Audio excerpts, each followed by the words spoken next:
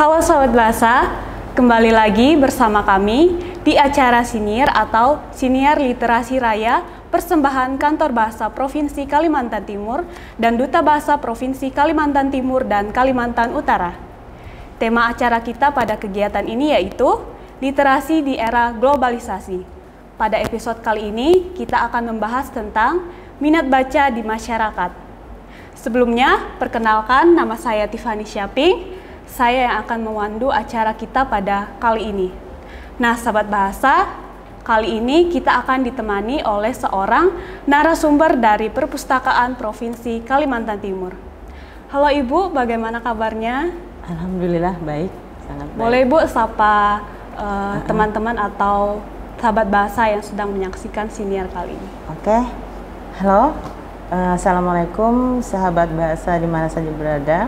Saya Winda Hapiana dari Dinas Perpustakaan dan Kearsipan Provinsi Kalimantan Timur. Salam literasi. Nah, Sobat Bahasa, itu dia tadi Ibu Winda yang akan menemani kita dalam acara Siniar dengan tema Literasi di Era Globalisasi. Baik saja, kali ini kita akan ngobrol santai saja, Bu. Boleh. Jadi kita langsung ke pertanyaan yang pertama, yaitu, nah menurut Ibu bagaimana nih literasi secara umum? Kalau menurut saya sih literasi itu kan semacam seperangkat kemampuannya, kemampuan, kemudian kemampuan dan keterampilan pada individu. Yaitu bisa keterampilan berbahasa, menulis, membaca, dan mengatasi permasalahan yang ada di kehidupan gitu. Itu untuk semangat sehari-hari. Oke. Itu aja ya Bu. Ya, kita lanjut ke pertanyaan yang kedua. Tadi disebutkan ada pengetahuan tentang membaca gitu ya Bu. Nah, bagaimana ini kondisi di Provinsi Kalimantan Timur sendiri dalam hal minat baca? Oke, mungkin kita flashback ke belakang dulu ya Dek ya. Oh, iya, bahwasanya di tahun 2016 itu menurut survei yang kita lakukan di bidang pembinaan Dinas Perpustakaan itu ada penelitian dari 10 kabupaten kota itu rendah minat bacanya. Hal ini berdasarkan dengan ketentuan yang kita berkaca dari UNESCO bahwa ketentuan untuk mampu membaca itu rata-rata kurang dari 1 jam. Sebenarnya target yang ditentukan adalah 4-6 jam. Jadi perjalanan waktu ke depannya semakin literasi juga semakin dikuatkan ya dengan kegiatan-kegiatan penggiat gitu ya. Nah, alhamdulillah di 2020 kemarin indeks literasi kita itu berada di posisi 4 se-Indonesia, Kalimantan Timur ya, alhamdulillah. Yang diharapkan juga semakin baik ya ke depannya. Terus aspek penilaian itu ada 3. Itu ada semacam penilaian di indeks literasinya, minat baca, kemudian ada semacam akses internet yang dimudahkan, kemudian perpustakaannya itu yang jadi item penilaiannya. Ya, kita cukup berbangga diri ya dengan urutan segitu, tapi juga dihubungkan dengan kondisi di perpustakaan provinsi sendiri.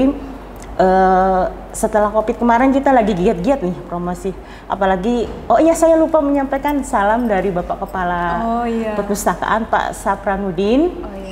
Beliau belum bisa ikut hadir juga gitu.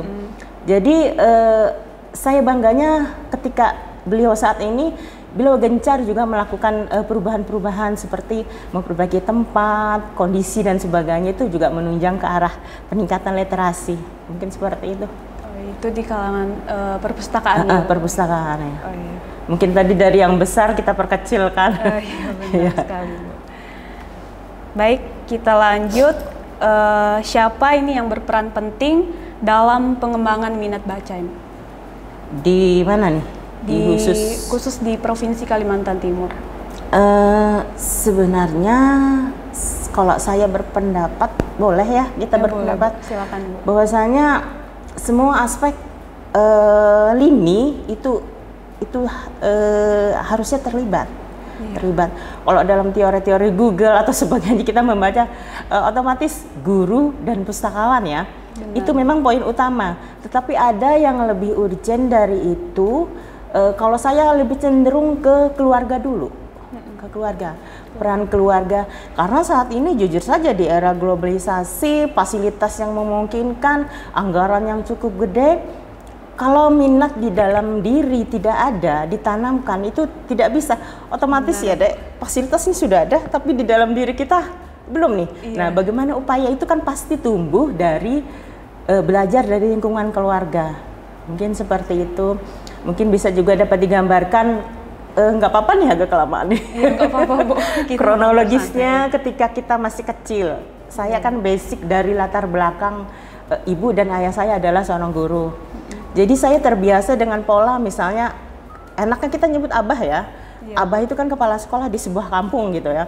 Jadi ketika membawa buku-buku itu udah tertanam nih. Saya belum tahu akan nasib membawa saya bekerja di perpustakaan. Belum tahu bahwa itu ternyata adalah menginventarisir buku-buku yang datang itu kalau malam kan dengan lampu temblok di samping. Nah, terus kelebihannya di ibu. Ibu itu setiap malam dengan tidak adanya media televisi, hanya lampu templok, beliau selalu bercerita tentang pewayangan. Paling jago tentang Mahabharata, Ramayana itu otomatis mudah-mudahan nanti besarnya tertanam di jiwa anak-anaknya. Ini loh pentingnya membaca. Dan lagi yang lebih penting adalah penanaman moral kan, belajar dari itu, mungkin seperti itu. Oke, baik. Baik, kita lanjut Ibu. Bagaimana perpustakaan menjadi solusi untuk meningkatkan minat baca? Nah, ini sebenarnya pertanyaannya saya sangat suka ya. Ajang saya untuk menyampaikan pendapat selama ini, ajang saya untuk menyampaikan aspirasi saya. Sebenarnya banyak hal yang dilakukan. Pertama, kita harus melakukan pembinaan terhadap, oke lah, bisa aja terbalik-balik sumber daya manusianya dan sumber daya alamnya. Alam di sini bukan berarti hutan ya. Ketersediaan sarana prasarana itu yang penting, itu yang utama. Jadi saya menilai bagaimana kita dapat bekerja dengan baik kalau sarananya tidak ada, ya kan? Bagaimana kita bisa betah membaca di sebuah ruang kalau fasilitas AC tidak ditunjang. Nah ini yang saya lihat ada di jiwanya bapak saya sekarang yang baru menjabat sekitar Mei ini. Jadi beliau berupaya memfasilitasi semuanya dan saya yakin juga kedepannya perpustakaan lebih baik. Lantas kemarin juga deh ya, COVID itu sangat berpengaruh terhadap kelanjutan kita kan. Iya, benar. Semua terpuruk. Jadi kami ini berupaya bergandengan tangan dengan yang sebegininya untuk berusaha ini kembali, bangkit kembali. Iya, bangkit kembali. Itu yang pertama. Jadi yang kita lakukan perbaikan ruangan segala macam itu kan fasilitas yang ada. Kemudian juga nanti insya Allah tahun ke depan mungkin dibarengi dengan fasilitas pelayanannya kembali seperti dulu. Libur pun kita tayang. Kemudian juga saya sudah terutama di seksi kita ya, di pengolahan teknis berpengaruh juga terhadap pelayanan kan. Kita mencoba membuat seleksi buku yang bagus. Kemudian bagaimana buku-buku itu mudah dikerjakan, tepat waktu, itu yang kita lakukan. Mungkin dua itu juga dengan tanpa lupa juga mengabaikan sumber daya manusia yang ada di dalamnya. Itu yang harus ditingkatkan, pelatihan-pelatihan. Baru-baru ini saya dengar juga ada teman yang pengen lanjut ke S3, ke S2, itu kan suatu pertanda baik ya. Iya, Bu. Mudah-mudahan kedepannya lebih baik lagi. Mungkin seperti itu. Baik, kita lanjut. Apakah gerakan literasi solusi untuk meningkatkan minat baca? Iya, sepertinya saat ini itu yang harus dilakukan. Gerakan-gerakan literasi penggiat ya, kalau saya isi sama ya istilahnya ya, penggiat. Hanya objek dan subjeknya saja. Jadi kecenderungan sekarang nih lagi rame semacam organisasi seperti Taman Bacaan Masyarakat, kemudian GPMB yang sekarang juga diperluas, yang kebetulan GPMB Kalimantan Timur kan ketuanya Pak Saprudin Pernyata ya, bekas kepala perpustakaan juga, saya lupa tahunnya. Cuma beliau juga yang sangat aktif juga, kami berkegiatan yang sudah ke lapangan juga ke tingkat 2, memberikan sumbangan buku dan sebagainya berdasarkan bantuan pihak tertentu gitu. Ya, itu yang sudah geliatnya sudah mulai muncul. Itu ya, Bu. Ya gitu ya pemirsa. Jadi untuk pertanyaan selanjutnya yaitu sejak tahun berapa ini, Bu, gerakan literasi dimulai?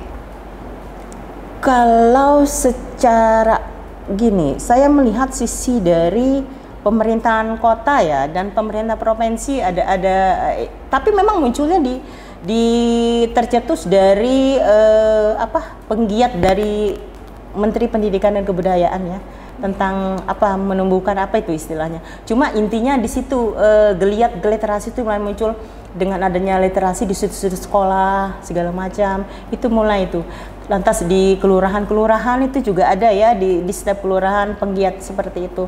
Nah dari situlah cikal bakalnya penggiat. Cuma ya itu tadi kembali lagi saya melihat bahwa kita sudah dewasa, kita sudah terbentuk, karakter kita sudah terbentuk. Ya, baru tapi tidak salah juga sih saya menilai, boleh saya berpendapat ya. Boleh, itu bagus. Anggaplah kemarin saya pernah ketika masih dilibatkan dalam panitia itu, kita memberikan bantuan ke puskesmas, sudut-sudut literasi ada. Jadi orang mungkin berobat sambil baca buku, itu ada di beberapa daerah seperti itu. Mungkin kemunculannya di situ. Tapi kalau persisnya mungkin ya cikal bakalnya seperti itu ya. Iya. Seperti bertemu dengan Kementerian Pendidikan. Kita memang kadang-kadang kalau di perpustakaan itu tahun berapa 91 kalau salah lepas dari Kemendikbud.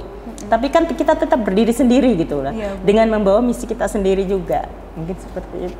Baik, terima kasih Bu. Baik, kita lanjut ke pertanyaan selanjutnya. Di mana gerakan literasi dimulai? Selanjutnya akan bergerak dan dikembangkan di daerah mana saja, Bu? Khususnya di Provinsi Kalimantan Timur. Kalau untuk wilayah kita, saya menyinggung di perpustakaan sekolah dulu ya. Sejak 2015 itu dicanangkan, itu sudah mulai itu. Kemudian kalau untuk wilayah provinsi sendiri, kita ada namanya bidang pembinaan SDM. Di situ yang terus bergulir melakukan pembinaan, pengembangan perpustakaan yang tadinya tidak ada menjadi ada. Kemudian pembinaan tuh yang belum terbentuk, yang kita sudah ada kita latih pegawainya, mungkin seperti itu. Pengembangannya mungkin seperti itu. Itu di Kalimantan. Ya, Kalimantan Timur. Kalau Kalimantan Timur pastinya kalau untuk di pemerintahan kota sendiri ya. Tapi saya bercerita ini mungkin di perpustakaan provinsi itu kan membina tingkat 2 ya. Iya, Bu. Jadi mereka berjaring. Jadi banyak sih melakukan pembinaan. Mungkin seperti itu. Itu ya, Bu. Baik, kita lanjut, Bu. Kalau boleh tahu itu apa visi dari gerakan literasi ini, Bu? Visi dari gerakan setiap visi dari mereka berbeda ya. Iya, Bu. Ya, kita lihat mungkin di literasi pendidikan bagaimana literasi yang berupa badan berbeda antar satu dengan. Tapi saya lihat persamaannya ada satu, menumbuhkan minat baca masyarakat. Itu yang utamanya, poinnya cuma di situ, menumbuhkan minat baca. Menumbuhkan minat baca masyarakat.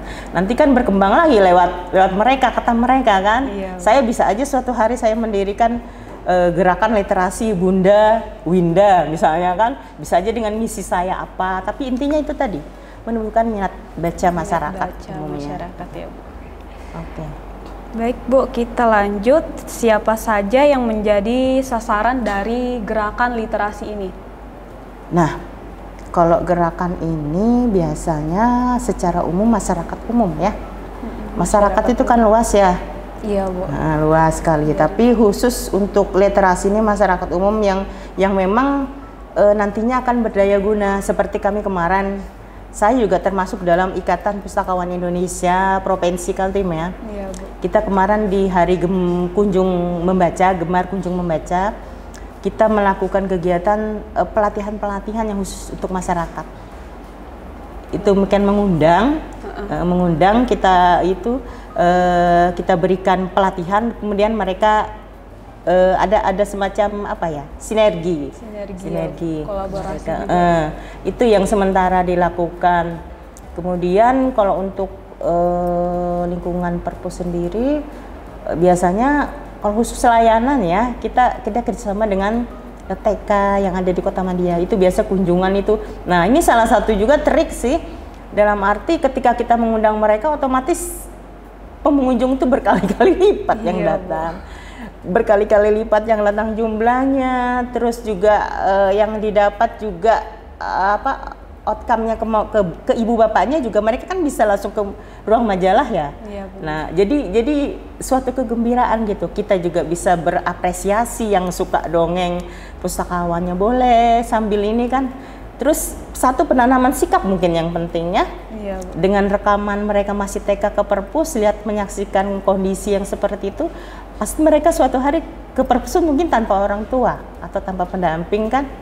Mungkin seperti itu. Jadi cenderungnya itu kalau dilihat dari usia nih Bu, itu dari usia anak-anak sampai dewasa gitu ya Bu. Kemarin malah kita terobosan mereka tuh malah saya terharu juga, para pensiun otomatis terbatas, yang di lingkungan sendiri juga orang lain boleh. Jadi mereka merasa masih berdaya guna juga gitu. Mungkin seperti itu. Saya sih berdoa semoga berkelanjutan ya. Itu aja. Baik Ibu, kita lanjut. Apa yang menjadi tantangan selama pelaksanaan kegiatan literasi ini Bu? Tantangan? Iya, tantangan. Saya tidak berbicara apa-apa serba duit ya. Saya suka belak-belakan aja sih. Tapi orang melakukan sesuatu itu perlu. Benar.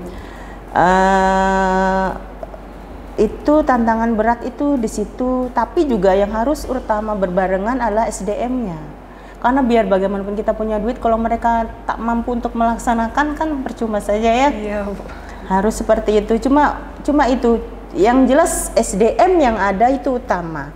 Karena saya menilai kalau toh tidak ada punya duit, kita punya solusi. Baik itu donatur atau apa seperti yang pernah kami lakukan ya. Misalnya kan anggapkan kalau ide dadakan kan di mana-mana pasti tidak ada anggaran khusus kan.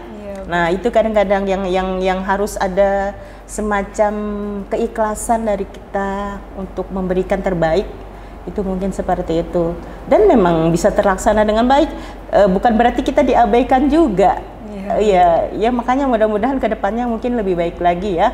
Mungkin ada aliran apa yang khusus untuk seluruh kegiatan ini, mungkin seperti itu. Jadi donaturnya itu biasanya dari masyarakat sendiri ya Bu? Atau dari biasanya kalau untuk kegiatan kemarin kita dari intern kita sendiri, tapi juga karena memang lepas dari anggaran ya, istilahnya malah yang berperan tuh malah kayak beliau yang punya kebijakan yang kadang menyumbang secara pribadi seperti itu.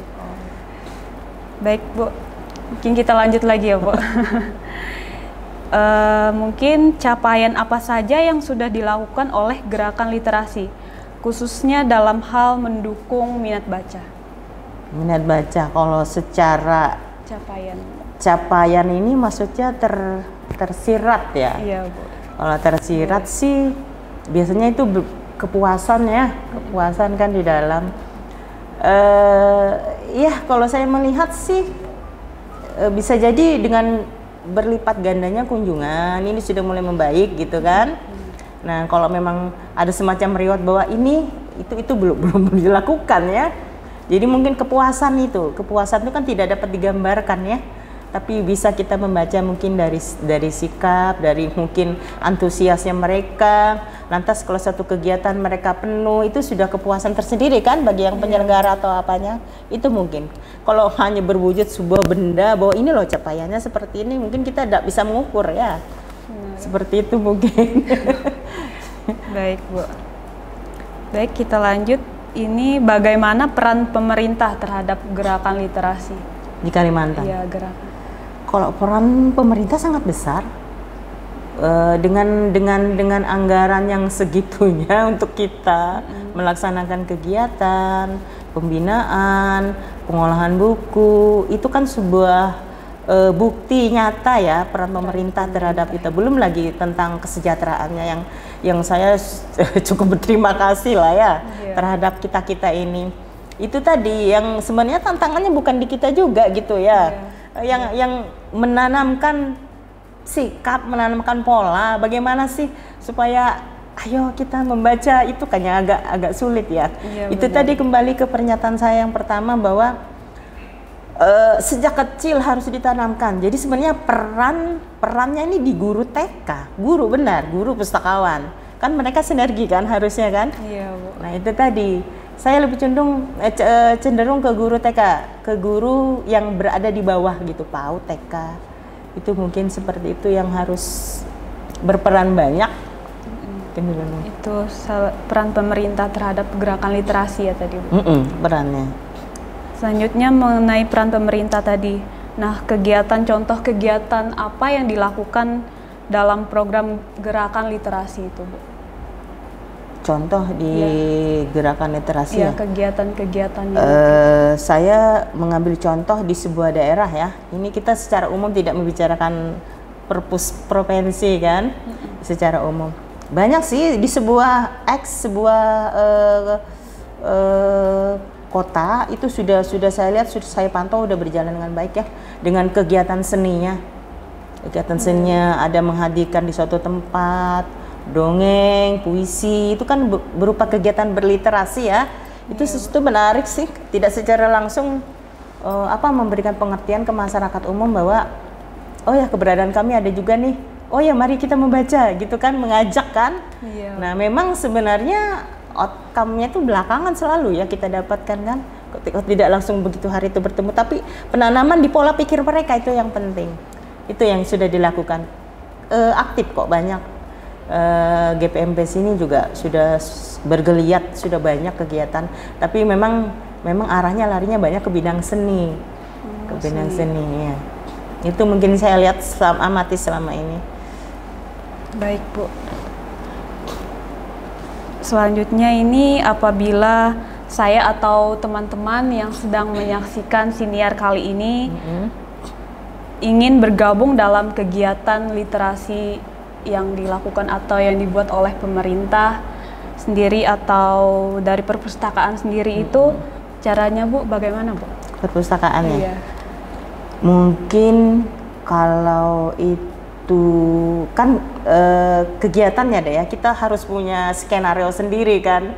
Misalnya harus ada ketuanya segala macam. Ujuk-ujuk langsung berlabuh sih mungkin tidak ya, tapi contoh yang paling sederhana adalah mari ke perpustakaan dan menjadi anggota perpustakaan.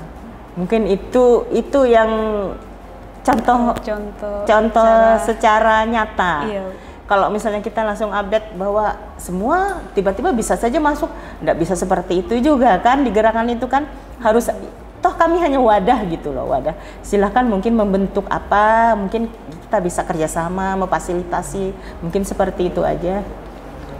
Mungkin Ibu boleh cerita sedikit tentang bagaimana mungkin kita masuk perpustakaan atau menjadi peserta, atau yang namanya kita menjadi peserta untuk membaca buku yang ada di perpustakaan. Apakah ada syarat-syaratnya, Bu?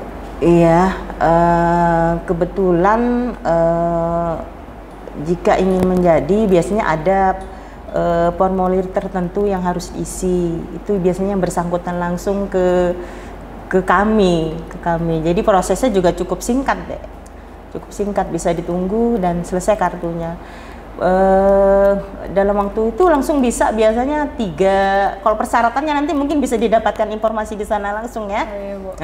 Tapi kalau misalnya biasanya kita hanya diberi 3 kartu, jadi maksimal bawa pulang itu 3 buku itu, 3 buku dengan jangka waktu tertentu. Pengembaliannya sekarang kalau walaupun misalnya kita punya keterlambatan, saya menyebutnya denda. Per hari kalau tidak salah 1 buku 1.000 kalau tidak salah ya kemarin itu.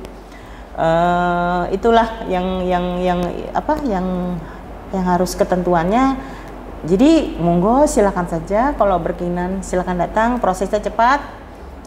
Dan itu tadi hanya 3 maksimal buku yang kita dapatkan. Itu kalau misalnya dipinjam terus ada kerusakan itu didenda juga kamu? Kalau itu biasanya tidak kasus seperti itu sangat langka. Tapi kalau buku hilang biasanya ada. Ada. Kita biasanya kalau pengalaman yang lalu sih kita banyak mengganti buku yang serupa. Itu saja mungkin kalau yang ini intern mereka diatur, tapi jarang kasus seperti itu sebenarnya, jarang. Nah, baik, itu tadi dari narasumber kita tentang literasi di era globalisasi saat ini.